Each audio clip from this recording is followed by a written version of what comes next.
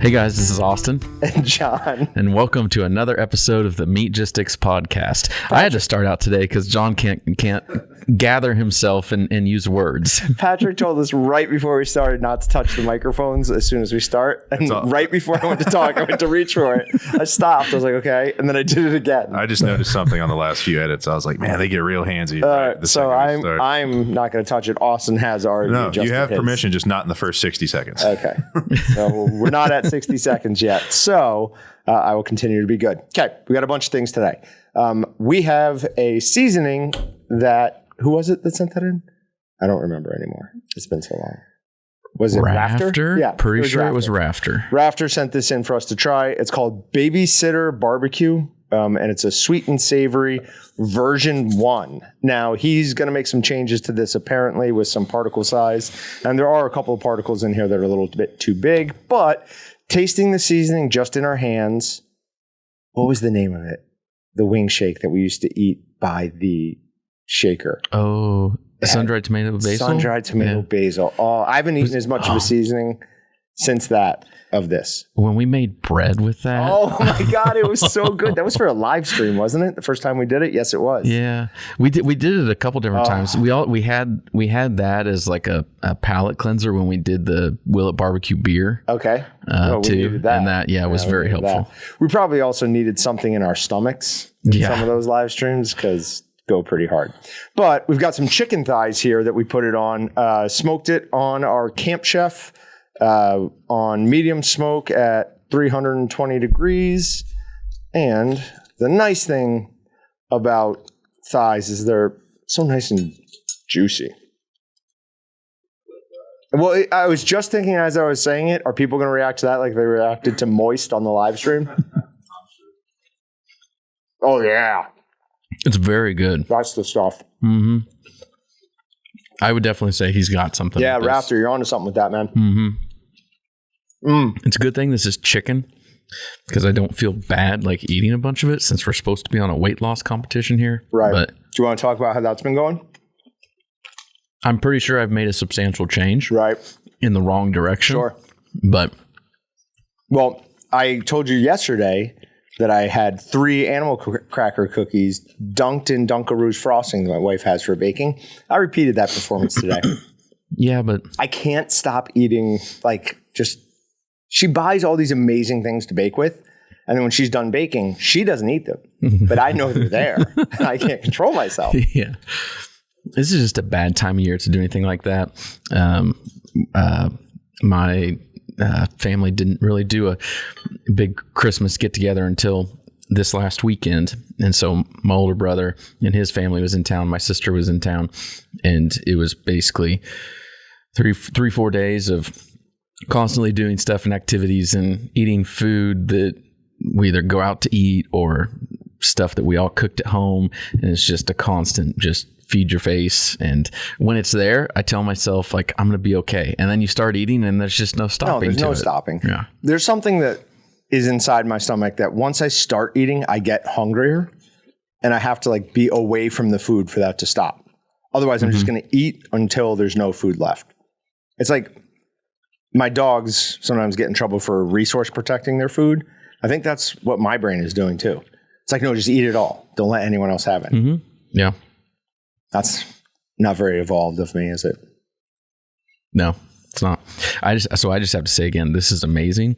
And if hopefully Rafter does something with this, because I'm going to want more than what we just have here. Sure. We're going to have a fight to the death over who gets the rest of his sample. You'll forget it and that comes home with me and then that's the end of it.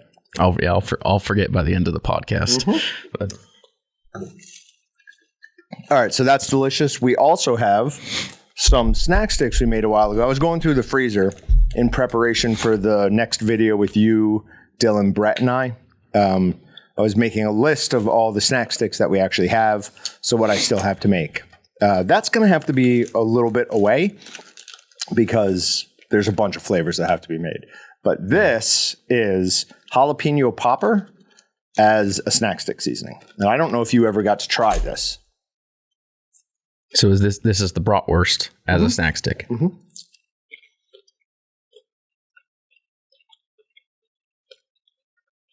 It's a pretty good snack stick. That's really interesting. It starts out with, I don't know, I can't even hardly describe the flavor. The jalapeno doesn't get, it like builds. It's the pasteurized cheese in it that you're tasting first. Is that what it is? I'm pretty sure, yeah. That's really good though. Very good. The flavor is just, it's intense and it changes and develops. And Yep. And it was 5% more seasoning per pound of meat. that's about perfect on the seasoning there too. Yeah. Not like the Supreme Wow. Pizza that we did. That needs to be relisted and put on the snack stick page. We might need to That is talk to killer. Excalibur about getting another bag that actually says bratwurst snack stick or something, because it's worth it. We would sell very an good. absolute ton of those. Okay. So, Austin, you didn't have as much time to prepare for this as Patrick and I. But the other day I got to thinking about what movie did the most for a specific food item. And since I'm the one who brought it up, I'll go first. So I don't even know when. In the mid-2000s, there was a movie that came out with Jack Black and what's his name? Meet the Fockers? Ben Stiller, called Envy. And it's where Jack Black creates a company where they come up with this concoction that you can spray on dog poo and it just vanishes, so you don't have to clean it up. Vaporize. Vaporize, exactly. That's you said that earlier today. I was like, oh God. And Flan, when they make it big, they start eating this stuff called Flan, and I'd never seen it before. And then it was everywhere. Like I saw it in the movie, or not movie theaters. I saw it in the supermarket. I heard people talking about it, and it was everywhere for about 2 or 3 years, and then it just went right back down to being not popular.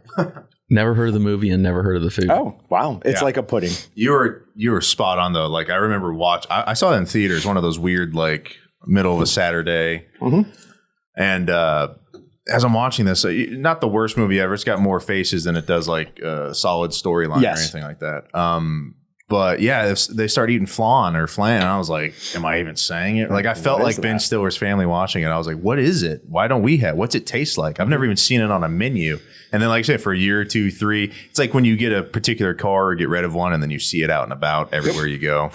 Odd phenomenon. But yeah, I've similar experience. Should I go into mine right now? Yep. Okay. So John asked me that question and it was like instantly tough, but only because like once you have one in your head, you can't think of another food item or something like that. And That's it was, and when he first kind of asked it, I thought he was talking about like type of food, like what's Meat. done more. Yeah. Like one of the food pyramid sections or something. But I went with, there is, I got it pulled up on my phone. I think it says like the greatest sandwich ever or something, but it was, world's greatest sandwich from the movie Spanglish starring Adam Sandler. Oh, okay. So he made an incredible BLT with like lettuce and tomato and stuff. And the way that movie was shot and how it was really like pulling for like local, not really local chefs, which is, it really did focus on food in a way that I hadn't seen from a mid 2000s movie. And you type it in right now, sandwich from Spanglish, 4, 5, 10 different recipes come up on sites linked with good photos. So it's just, I think that movie did a lot for the BLT industry right there. So. That's actually a good answer. Now, I hate that movie because I hate her. Tay Leone or whatever? No, I'm fine with her. The young... Oh, the lady that speaks Spanglish. Yes, whatever her name is. I hate her. Floor. No. Her... Isn't that like a real famous actress? I don't know. It's a famous actress. Maybe and I can't stand Mexico. her. I have no She was clue, yeah. in one of the Pirates of the Caribbean. Maybe as like the daughter of Blackbeard or something. I've never seen. I hate her in everything she's in. I cannot stand her. One of the Pirates movies. My brother is the only person I've ever met who is on board with me with this. So I think it might be genetic. Like I have a genetic memory of hate her. So just FYI. All right, Austin. So I have yet again never seen that movie or Paz that or Vega. anything. So that's not who I'm thinking it is. I apologize, Paz. You're thinking it's Penelope Cruz. That's 100% who I'm thinking it is. I apologize to Paz Vega. I'm very sorry. Yeah, that's not. I do not hate you at all. I don't even know you. I knew it. Okay. So I don't really have a great answer, Sure. and you're not going to like it. But mine isn't really a food item. You consume it, but a drink. Okay. It was That's fine. Yeah, I'm in good the with that. amount of time you gave me, it was fine. it was the only thing I could think of because I'm not a huge movie guy. At least for me, I'm going with 7-Eleven Big Gulps from the Dumb and Dumber movie. That's not bad. Yeah, Lloyd's leaving and he's like, "Big gulps, huh? Well, see you later." A better answer for drinks would have been Mellow Yellow and Days of Thunder, the Tom Cruise car racing movie. Never seen that movie. I'd never heard of Mellow Yellow before, and it was everywhere Days of for a couple years after. How about Sloppy Joe's from Billy Madison? Or But hold on. That's really just a play on the character he did. Like the Sloppy Joes. Oh, it was almost like a callback to the joke. Okay. Yeah. What about a turkey sandwich from When Harry Met Sally? No, the movie is terrible. A tiramisu from the movie Superbad? Hated that movie too. What else do we have? Oh, weird, colorful stuff from the movie Hook? What? Oh, I know what they're talking about. They ate like a gruel that was... And the candy spaghetti from Elf. No, but nobody's ever made candy spaghetti. Yeah. I hope. Please tell me. Pixie Sticks and Captain Crunch sandwich from the Breakfast Club. That's right. I forgot about that. But I want to go back and make sure that I'm not wrong here. Nobody makes candy spaghetti. No. Okay. No. Because that, oh my good Lord, it sounds god awful. The only other movie I could think of that had like food in it at all that I could even think would even fit it at all would be Willy Wonka and the Chocolate Factory. Oh, there you go. I mean, that is obviously the best answer. But yeah, did the most for clearly the. I think candy was already doing well, but right? But still, objectively, that did the most for that food group. Yeah. I still. That's like candy though. I was trying to think of like a food, like a hamburger or something. I couldn't come up with objectively. I'd say that's the best answer for just any Willy Wonka candy. Okay. Moving on, that was a fun little sidebar thing. I'm gonna watch more movies for the next time we do something like this. Well, you have to understand, you're never going to beat him. He knows everything about. Like I knew his movie wouldn't be when he said it was Adam Sandler because I asked him like who's in the movie. I want to make sure we don't have the same one. And he said Adam Sandler. I'm like, what? You're picking a mainline movie? I'm like, that's so surprising. And of course, he picked the most obscure Adam Sandler movie ever made. Yeah. Okay, so moving on, just a couple other things. General talk about before we get to Meat Matters. Pass It On is doing a custom 22 rifle. It's a raffle. They're selling tickets. I bought one for everybody in my department, and they're going to draw it as soon as they have all the tickets sold. Now, if you buy one on the day that this comes out, Friday, you're also going to be entered into a separate drawing, it seems like, for a waterproof case for a shotgun. So you could also get that. Yeah, it's an awesome 22. It's got a bad scope on it. I mean, just sweet. When I say bad, I mean in a good way. Sorry. It's a Bergara B14R threaded carbon fiber barrel. It's a Kinetic Research Group Bravo chassis with custom camouflage, and the chassis looks absolutely gorgeous. It's got a bipod, Trigger Tech Diamond Pro trigger tuned to 8 ounces. Whatever an Area 41930 MOA is, but it's a Picatinny scope rail. It's got a Bushnell Elite Tactical 3.5 to 21 by 50 DMR 3 scope. Now, if I win this, that scope is coming off this gun and going on to my 6.5 Creedmoor, and my 6.5 Creedmoor will go on to this. Because what am I ever going to shoot the little 20? Like, I'm not going to, Yeah. I did take my 6.5 to the range the other day, and I hadn't sighted in forever, and it was super accurate. I mean, I was in groups of an inch at most. And then it comes with a bunch of other things. So we'll put the link for that in the podcast post on Meatgistics. Now, another thing, we talked about this on the live stream, but I want to bring it up here a few times. We're going to be releasing a new video on how to make summer sausage. It's from A to Z, soup to nuts. It is literally everything you could need to know. We are also going to be doing a monthly competition on our favorite YouTube comment. So if you're a Meatgistics guy, make sure you go to YouTube, leave a comment, and link or put your YouTube handle in that, or some way for us to know who you are so that we can get back in touch with you. Okay.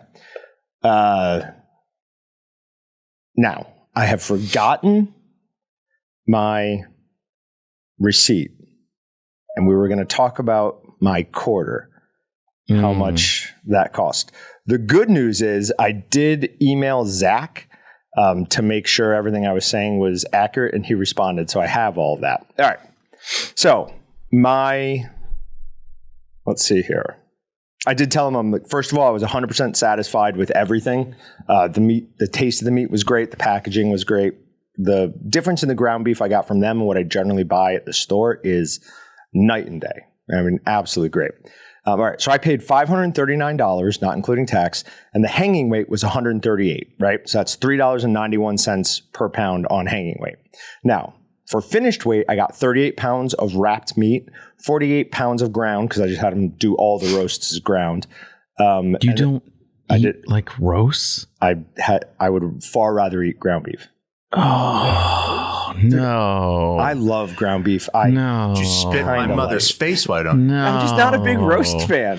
Oh, my goodness. You're destroying a great cut of meat. Do you not eat like roast and potatoes and carrots? Oh, disgusting. You said potatoes. Oh my gosh. That is truly disgusting. No, you can. That's why your ground beef was so good. You put a ton of stuff in there you should have ate elsewise. Nope.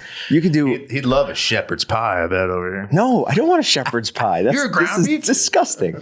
Yeah, shepherd's pie A has potatoes in it. Yeah. And then also peas. Yeah, that's the joke part, John. Oh, okay. I thought he was being serious.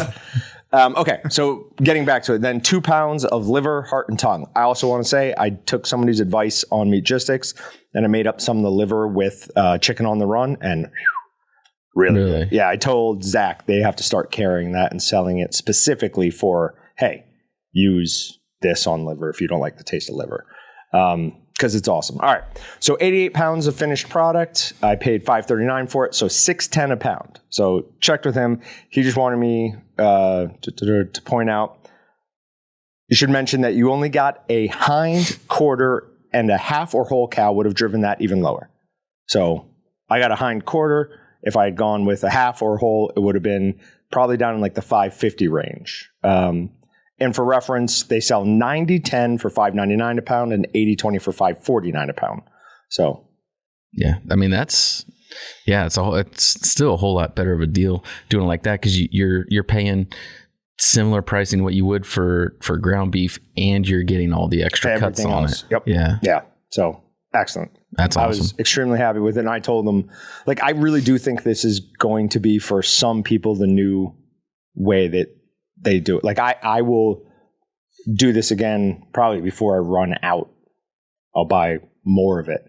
My wife's going to have to be okay with another freezer, but I mean, she kind of basement lets me do whatever I want down there. Do you have a chest freezer or an upright freezer? Chest. You prefer the chest over the upright? Yeah. Okay. And there's no room in that. Yeah. Like, it is to the gills. I have some jerky in vac bags down there. Not deer jerky, beef jerky, up on shelves, because my fear is my dogs are going to smell it and chew through that door, because they definitely have proven that they're willing to do that. Yeah. And come home one day and they've eaten all my beef jerky. So, okay. Couple other things. Now, this kind of is a Meat Matters thing, but it's not going to do it outside of. I'm getting really annoyed by the amount of eat these bugs stuff I'm seeing. It's bothering me more and more. When we talk about it and you search for it, then Google Bing, everybody, right. They're going to put more in there too. But I'm also talking about people talking about it on podcasts, like things that they wouldn't tailor just to me. Okay. So it got me thinking. It's like, all right, well, if we want to compare apples to apples, and if you want to say crickets are better for the environment than cows as a protein source, whatever, let's just break it down to which one is more cost effective. Well, you think about crickets, they're fairly cheap to buy, right? But even whatever that tube was that we ate, that was probably less than an ounce. Oh, yeah. There was. Right. Yeah. Okay. So some things here. The protein content for a strip steak, and we'll just go with strip steaks because that's what I've been eating a lot of recently, 23 grams of protein per 100 grams. Now, protein content for crickets, they don't really release that. Now, we'll talk about something in a little bit, but really they try to hide this. What they do say is the protein content of cricket powder. Okay, but those are two different things.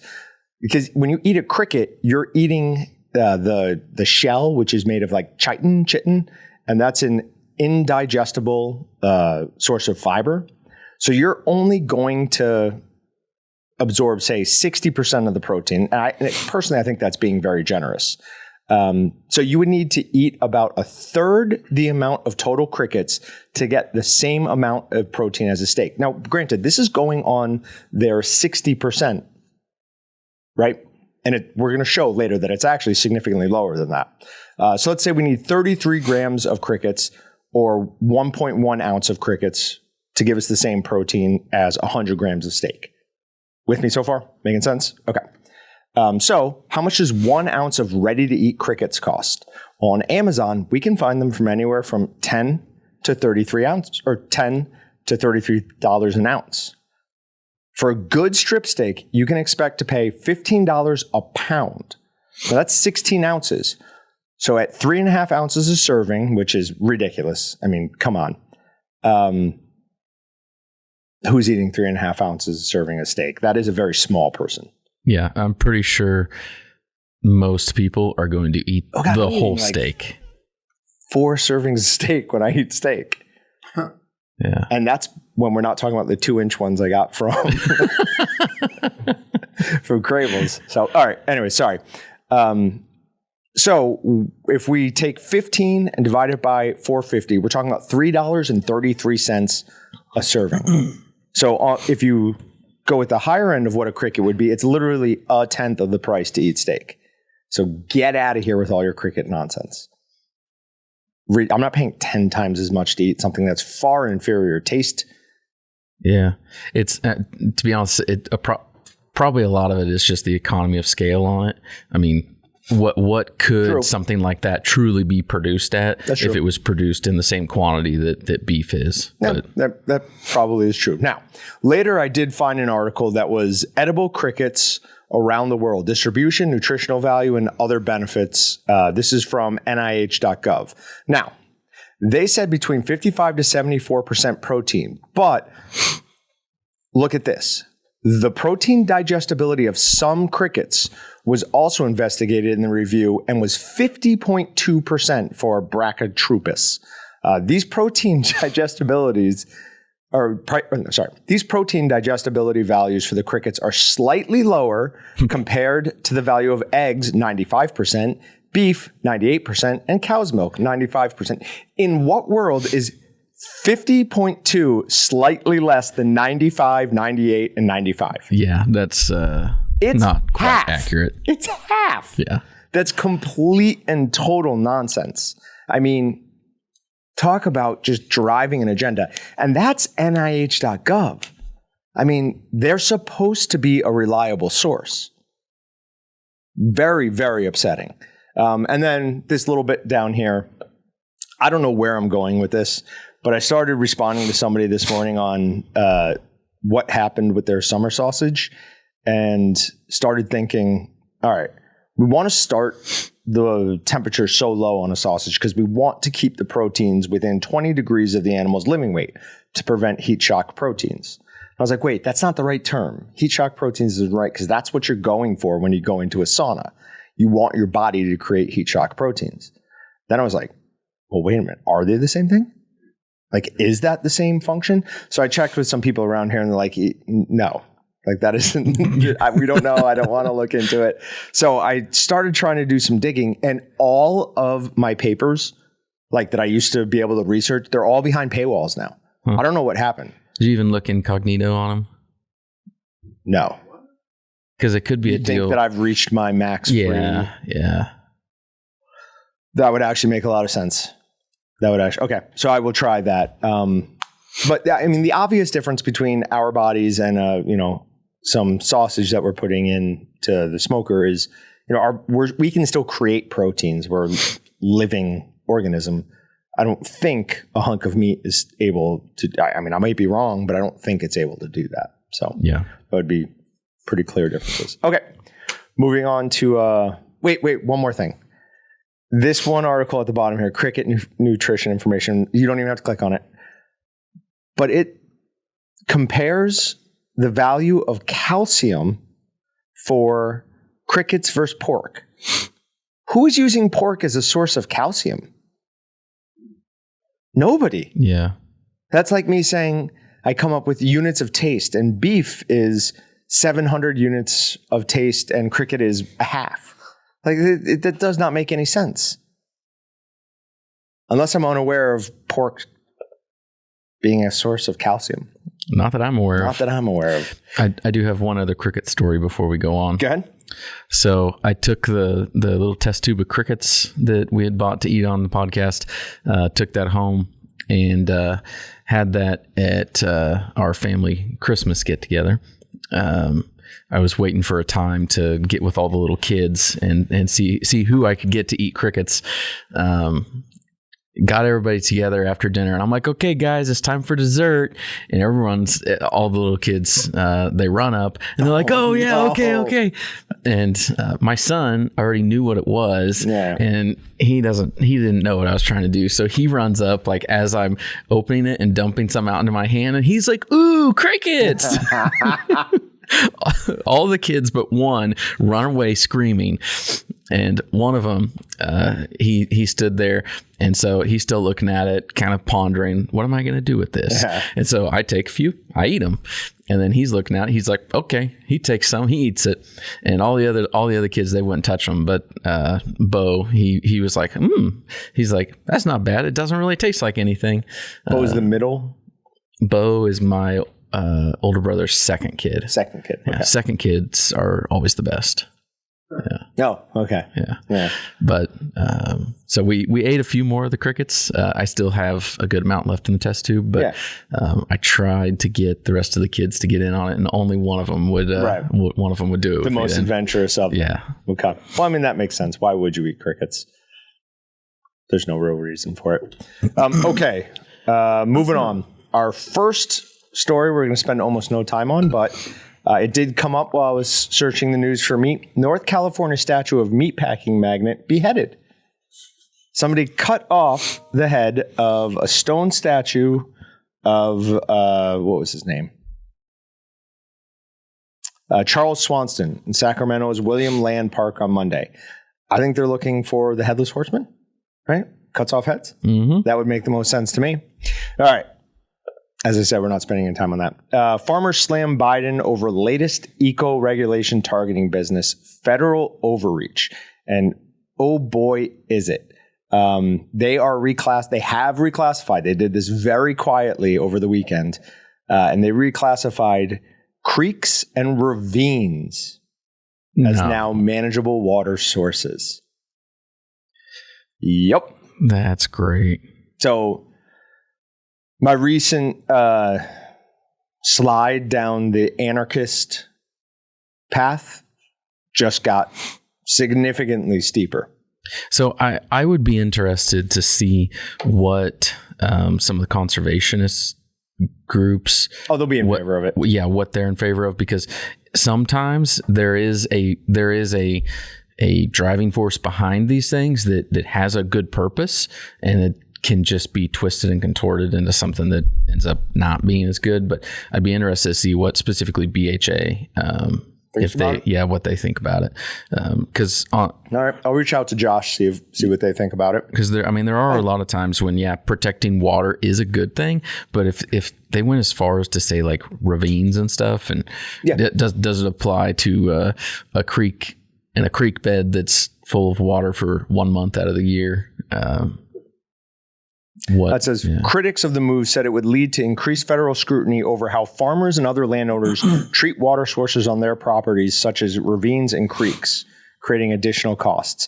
AFBF is extremely disappointed in the EPA and Army Corps of Engineers' new Waters of the United States rule, said Zippy Duval. Good name. Farmers and ranchers share the same goal of protecting the nation's waterways, but they deserve rules that don't require a team of attorneys and consultants to identify navigable waters on their land. 100% agree. 100% agree. Makes me mad. I would say most creeks would not qualify as navigable, at least in my opinion. So you say that, but back up in New York, like the Leishakill Creek, you could take a boat on, no problem. There were a couple other creeks that we would like take a motorboat on and fish. It's no longer a creek. That's a river. That was classified as a creek. Huh. I don't know. Around here, I have a different picture of what a creek is. Maybe that, or I'm saying it wrong. From everyone around here, you'd call it a crick. A crick. Yeah, you guys also think highway overpasses are mountains, though. So, no, we're not going to take it too seriously. All right. Vegetarians suffer more depression than meat eaters. This is from Medscape. Now, in the defense of this article, before I even read it, the first thing I wrote is, or are those who are depressed more likely to eat vegetarian? Mm-hmm. Right. And that's what they bring up. They say it is possible that it is the other way around.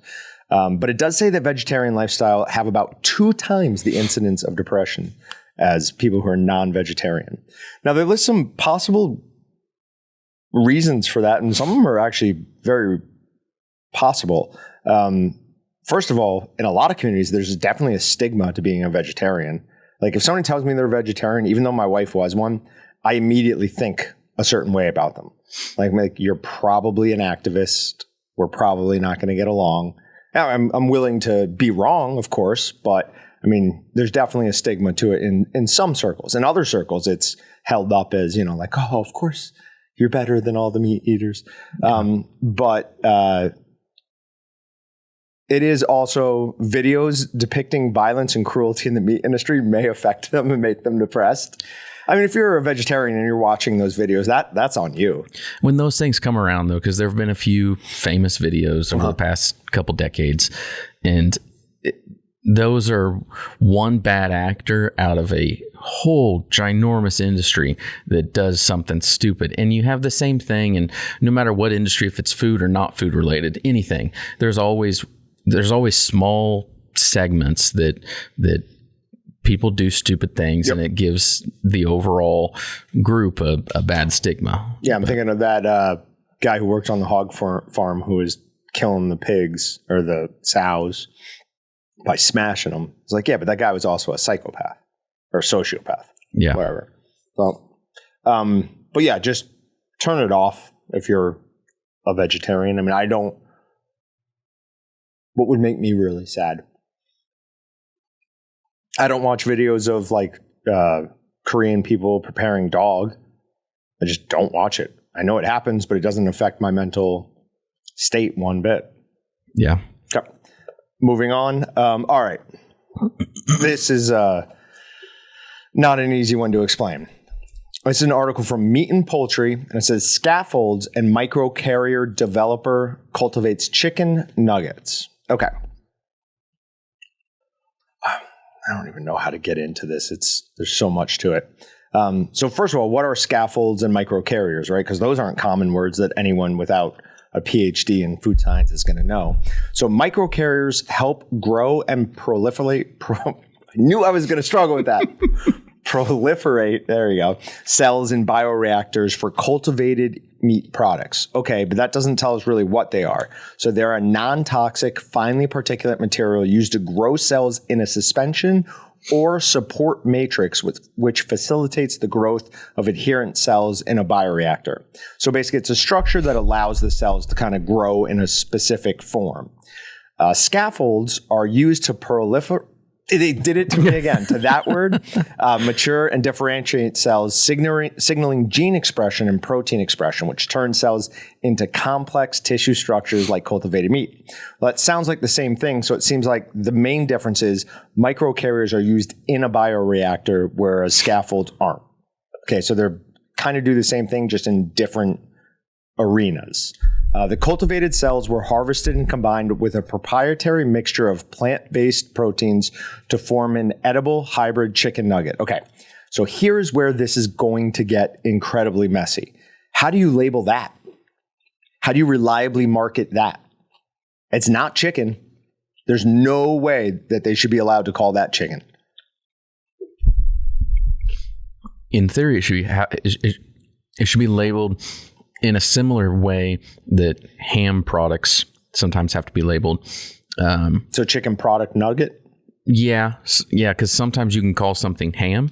You can call it ham with natural juices added. Mm-hmm. You can call it ham with water added, or like ham-like product. It depends on how much other stuff you're putting into it, how much additives and water and whatnot Don't they have to call the cheese that McDonald's uses on their burgers cheese-like product?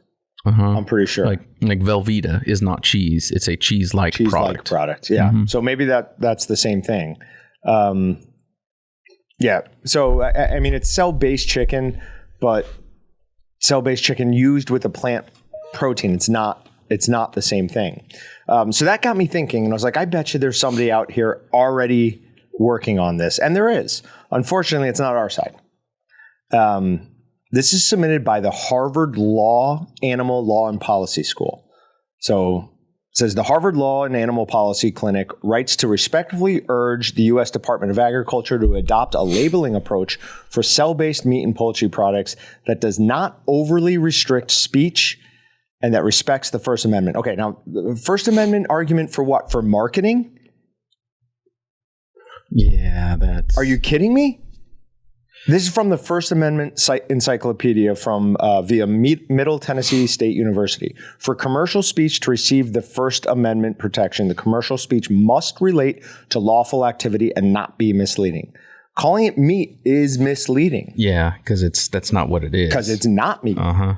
Even if you want to do the fully cell-grown without any plant-based structures mixed into it, I still think that's misleading to call it meat. Because it didn't come from a live animal that was harvested and produced into what you're eating. Now, listen, I don't know when this happened, but it says, while the regulatory pathway for cell-based meat is not yet entirely defined, the U.S. Department of Agriculture, Food and Safety and Inspection Services, USDA FSIS, has recognized cell-based meat and poultry products as meat. When did that happen? I don't know. Right? I don't know that I'm a fan of it, though. Of course you're not a fan. That is, they've already classified these products as meat. So they're way ahead of us.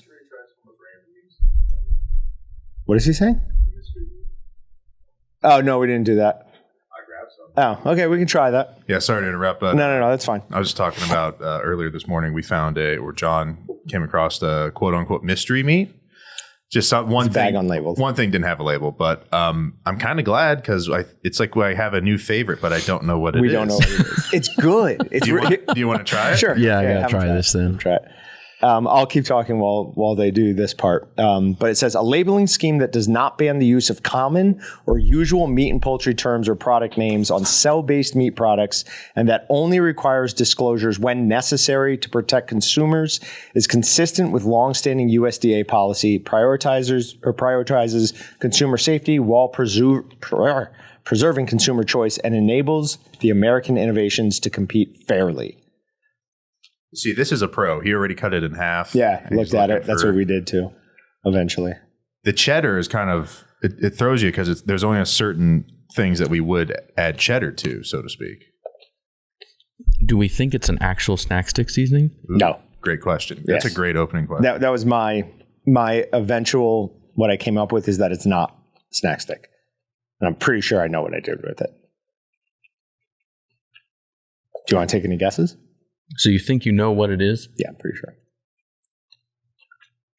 It's tough for those listening. I had it this morning, and it just the bite was supposed to be so the perfect amount of fat content, cheese of course there, but it has a black pepper to a red pepper kind of heat. Nothing crazy, nothing big, very pleasant. I'd almost say a little less tongue spice than a Willie's, and that's saying yep. And that just has a black pepper level heat. So yeah, I'm guessing you did it with the Walton's Bold Jerky. Oh, that's an interesting one. No, that's not it.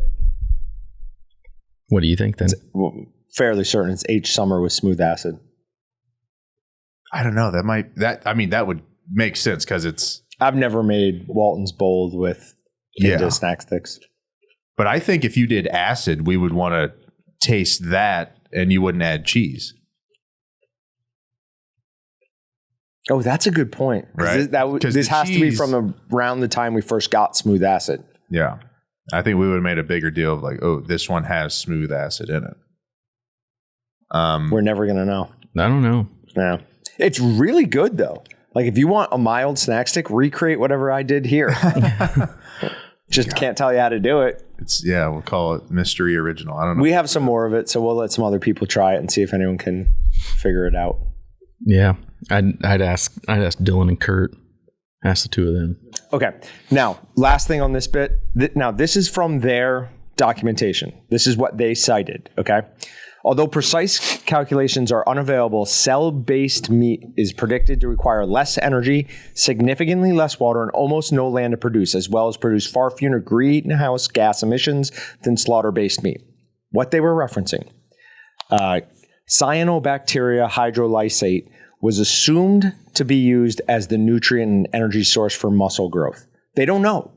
They're assuming that they used this cyanobacteria. So Harvard Law has submitted a petition that admitted the calculations were unavailable, and the source they cited admitted that they were assuming that they used a specific type of whatever cyanobacteria hydrolysate is. Yeah, that's a lot to be going off. How does that get through? Then. Yeah. How does that get through? I don't know. I don't think there's anybody on whatever you want to colloquially call our side that like monitors this and actually pushes back. I think they're all part of the same. Yeah, all right. And you want to get more conspiratorial minded? While I said during the time that all the meat processing fires were just, explainable by the fact that hasn't been updated in a long time. People are overworked, blah, blah, blah. Well, they're building the largest cell-based factory in America. Probably sure does help to have all that competition gone.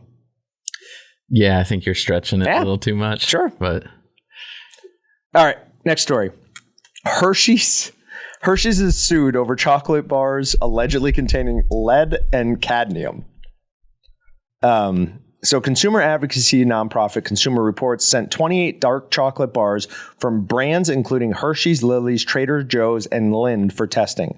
The results published earlier this month found that 23 of the bars, they sent 23 of the bars, eating an ounce a day meant an adult can consume more lead and cadmium than public health authorities generally consider safe. Consumer Reports testing found that 1 ounce of Hershey's Special Dark Mildly Sweet Chocolate contained 265% of the levels of lead and 30% of the levels of cadmium that California classed as the maximum allowable dose. For Lily's Extra Dark Chocolate 70% cocoa, 1 ounce contained 144% of the lead and 42% of the cadmium, while Lily's Extreme Dark Chocolate was 143% and 101% for cadmium. That's wild. That's wild. That's not even the big shocker from all this. Here it is. There aren't any federal limits on how much lead and cadmium most foods can contain. How? How is that? We had to take it out of our paint. How are they allowing it in our food? I don't know. Where does that even come from in like the chocolate? Did it talk about that at all? Like does it come like during the processing, or does it come from the cocoa bean? So the cocoa bean itself, they think is while it's drying in the sun is when it like really comes out of it. The heavy metal part, the cadmium and the lead, they think is from the soil. But I don't care. Okay, you can't use those cocoa beans from that area. They have lead and cadmium in them. And who eats the most of these bars? Oh, I mean, if it's dark chocolate, mostly adults. I'm guessing kids probably don't. If it was regular chocolate, it'd that's be a kids, good point. But that's a good point. Okay, that's fair. Yeah, that's fair. Now, it does say that they do monitor it and pay more attention to specific population groups like very young children. And my point there was, okay, who eats a ton of chocolate? But all right, if it's dark chocolate, that actually makes more sense. Please don't use any more logic in the coming up things that's going to hurt my points rather badly. All right. There is a project to examine E. coli's viability during romaine post-harvesting. We're not going to talk about this, but just thought it was interesting that there are ongoing studies on this, especially considering the story we talked about last week with the outbreak that closed all of those restaurants down. So, McDonald's and Beyond Meat introduced the Double McPlant in UK and Ireland. So Europe has fallen. There is nowhere else to go. I thought that a lot of the restaurants were starting to take out some of the plant-based proteins because they weren't doing well enough. I don't know. Maybe they just have another thought or idea, but they're not doing it everywhere. They're doing it in one region. So, they're doing it in the UK and Ireland. Is Ireland no longer part of the UK? I mean, I know Northern Ireland was never part of the UK, but I thought no. Northern Ireland should be a part of the UK. Ireland is not. Oh, gotcha. I have it backwards. Okay. Yeah. But in this, they do talk about how on this version of it, they're going with a fully vegan bun, a fully vegan cheese. So some of the complaints from people previously were, okay, it doesn't contain meat, but it's not vegan. So they are going with more of like a. So are they going to cook it on a separate griddle then? Because that was one of the other complaints before. I don't think they're going to cook it on a separate griddle. Sweet. So they're still going to get some beef juice in there. Somehow. Yep. And then we don't have to talk about the next one. Actually, we will talk about real quick just because there was an update on it. So this article is Fear of Extremism Campaign After Attack on U.S. Power Station. I jokingly have a note that just says I'm going to be posting up near our power station real soon. But it was actually guys who did it so that they could then go rob a business while it had no power. That's sophisticated. Yeah, they caught 2 to 4 people who did it. And they haven't charged them yet, but they have like all the information they need. They have pictures of them somehow. I assume they had a security system there. I'm sure they'll get a GoFundMe or something going. So that's depressing, but that's true. They will. They'll get bailed out. All right. The worst meats and cheeses to cut, according to deli workers, is from the takeout.com. Some of these make some sense, and some of them are sort of surprising. Aged cheeses, because they have a tendency to crumble as they're cut. I was not aware of that. So don't try and slice aged cheese with your Walton's slicer. Polish ham. I don't even know what a Polish ham is. It makes it sound like it's super dense and pressed. So we need to try all these and see how easy they actually might be. Well, how am I going to get a Polish ham? We'll research it. We've gotten some pretty exotic proteins over the last year and a half. Yeah, that's fair. That's fair. Rectangular unglazed. So is it? It's got to be like a restructured ham, and I don't think it's restructured. I think it's pressed. So I think they're taking ham meat and trying to make it into like a specific, like not square, but almost like oval. Yeah, because we sell ham presses, but that wouldn't press it enough to really change that. That's going to be more for like at least a boneless ham that's been reformed, or probably a full restructured ham that you're going to put into a fibrous casing and then hand press and squish it a little bit, give you a little texture on the outside. But I don't know, completely alter the shape of an actual ham. I'm gonna have to look more into this. I'm intrigued now. Munster cheese. It says the orange rind sticks to the blade and the rest is a mess and then hardens on your blade and becomes impossible to stick or to clean. Buffalo chicken and Italian roast beef. So anything with a sticky sauce. And then olive loaf, because it falls apart when it's cut too thin because the olives break up the structure of the meat. Is olive loaf still out there? Unfortunately, yeah, I think so. I'm not a fan. I mean, I guess I don't ever go to the deli section anymore, like the fresh deli section.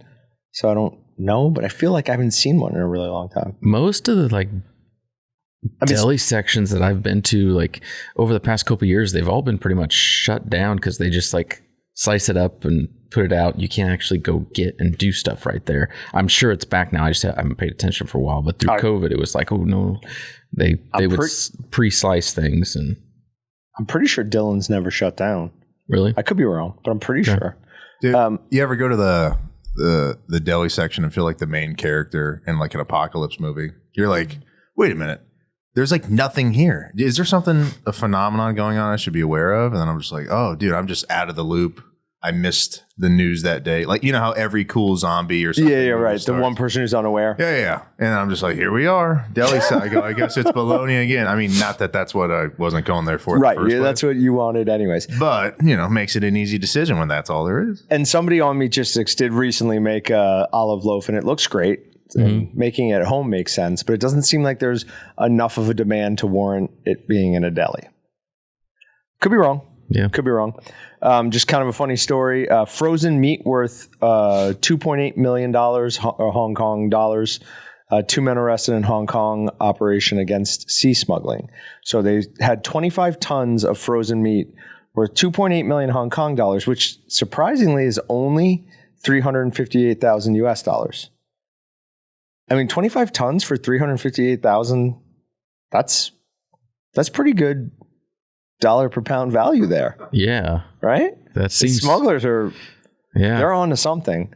But they were trying to smuggle it in on a boat, and the smuggling operation caught them as they were coming in.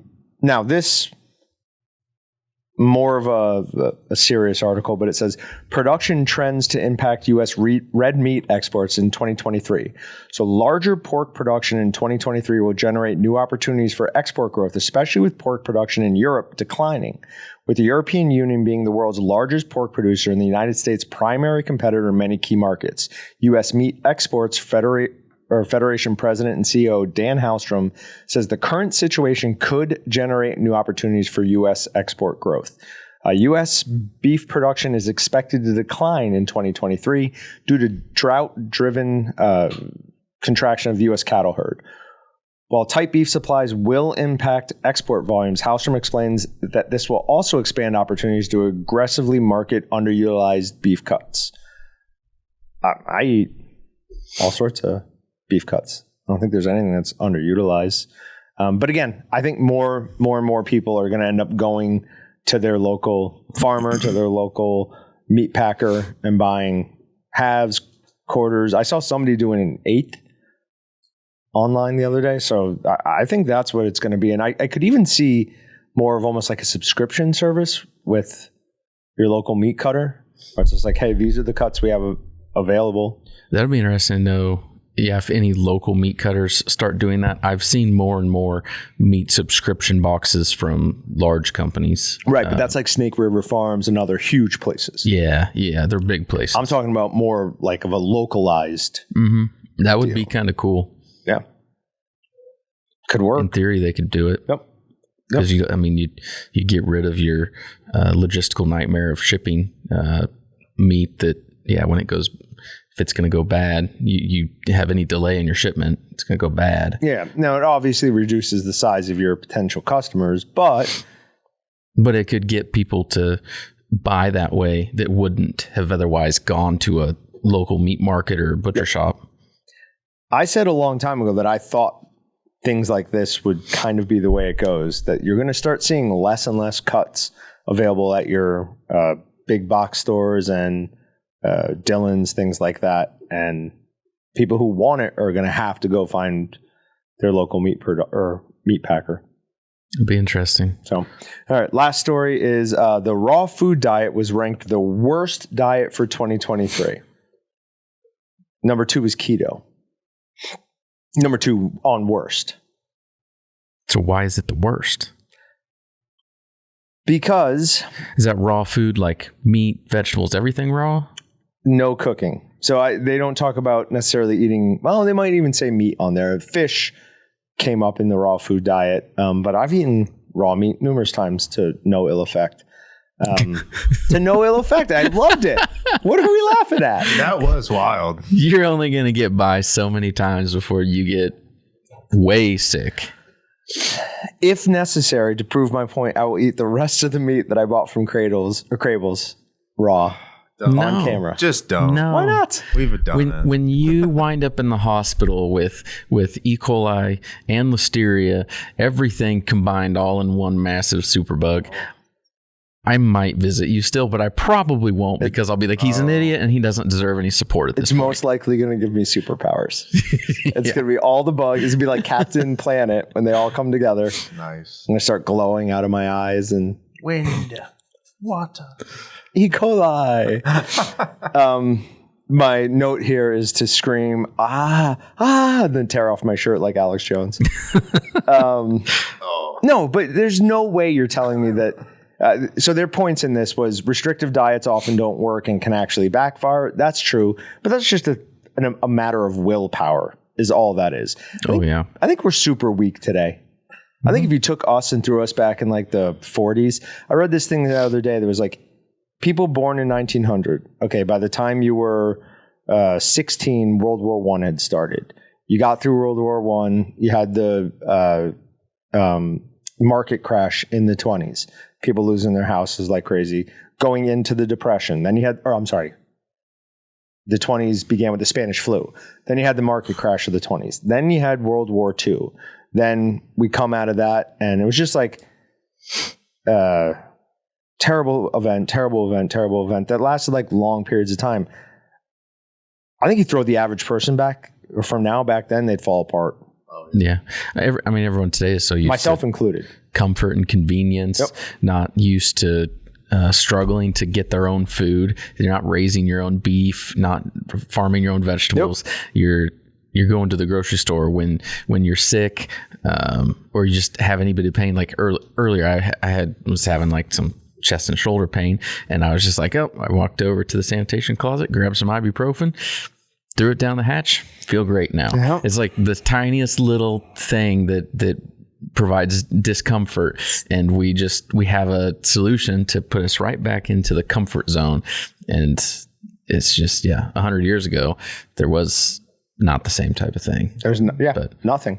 And unless you lived in a city, you probably had a cow and some vegetables and probably chickens. Like if you lived at all out in, don't even call it the country, call it just outside the suburbs, you probably had those things. Now, I look at those people incredibly jealously, but that's why they look so old too. And there is probably that. Their life was so hard. I just saw a thing about like each generation before you, it just happens to look older. But in fact, come on, they did look older. Seriously older. But I mean, that's for every reason listed, if not, and then availability of normal hygienic products on a daily. Like, I mean, simple stuff like that maybe. But diet, sure. Yep. There's no diet. Wake up. We got stuff to do. What are you talking about? Well, what's going to someone's got to kill that cow. Right. We've got to eat. Yeah, we either 100%. Do this or we don't eat. So thanks a lot, guys. As always, remember to like, comment, and subscribe. And we'll see you next week. We're doing one next week. Yep. We're both here. So we'll do one next week. Now this part's for the YouTube. If you've made it this far on the YouTube video, there is something hidden in our set today. If you can find it, post something on Meatgistics. The first person who does that, I will send a Walton's mug to. Not one of these. It's a special mug. I wasn't even told about this. I know. Do I get to participate? You get to participate, but you don't get to. We'll have to cut this part out so you don't point it out. Is it the mineral oil? It's not the mineral oil. Leave that in. All right. We'll see you guys. Thanks for checking out the Meatgistics podcast. To shop everything but the meat, head on over to waltons.com. To get your meat processing questions answered by experts and enthusiasts alike, head on over to our online community at meatgistics.com. Waltons, everything but the meat.